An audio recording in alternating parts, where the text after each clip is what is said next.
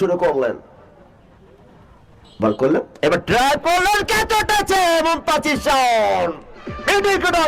পয়েন্টের উপরে দাঁড়ানো ফিল্ডার ডিপ স্ট্রাইকার অঞ্চল থেকে।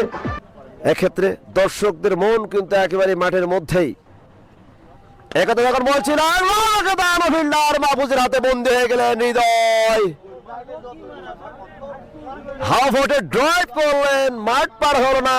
মাহফুজ অনেক লম্বা ধরনের খেলোয়াড়, কম করে বল করলেন, ড্রাইভ হওয়ার সম্ভাবনা, আউট হয়ে গেলেন। বলতে না বলতে আরো একটু উইকেটের পতন রাহান, তিনি প্রথম বলে আউট হয়ে গেলেন। উইকেটটা লাভ করলেন রেজন।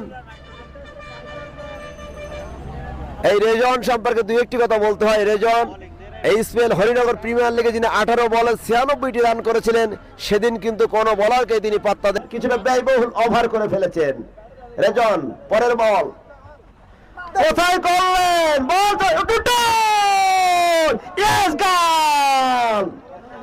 একেবারেই অসম্ভবকে সম্ভব করলেন এইচএম টুটুল, মোহাম্মদ হোসেন